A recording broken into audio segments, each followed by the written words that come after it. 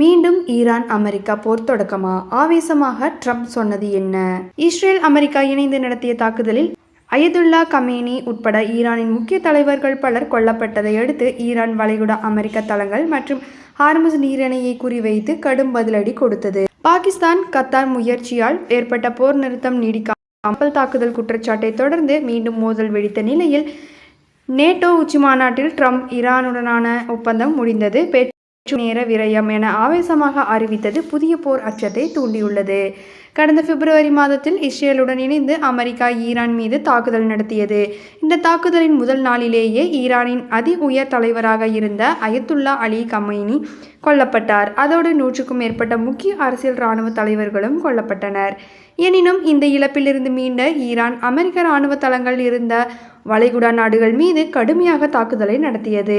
அதோடு முக்கிய கச்சா எண்ணெய் வர்த்தக தடமான ஹார்முஸ் நீரிணையையும் ஈரான் மூடியது.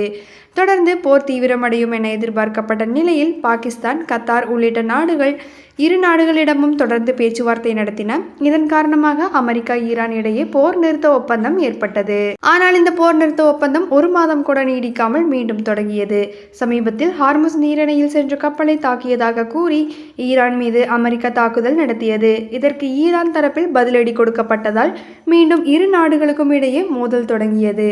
இந்த நிலையில் துருக்கியின் அங்காராவில் நடைபெற்ற நேட்டோ உச்சிமாநாட்டில் கலந்து கொண்ட அமெரிக்க அதிபர் டொனால்ட் ட்ரம்ப், என்னை பொறுத்தவரை ஈரானுடனான போர் நிறுத்த ஒப்பந்தம் முடிந்துவிட்டது என்று மிகவும் ஆவேசமாக அறிவித்துள்ளார்.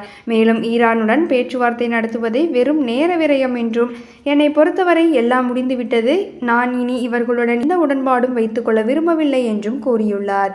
இதனால் அந்த போர் மீண்டும் தொடரும் என அச்சம் எழுந்துள்ளது.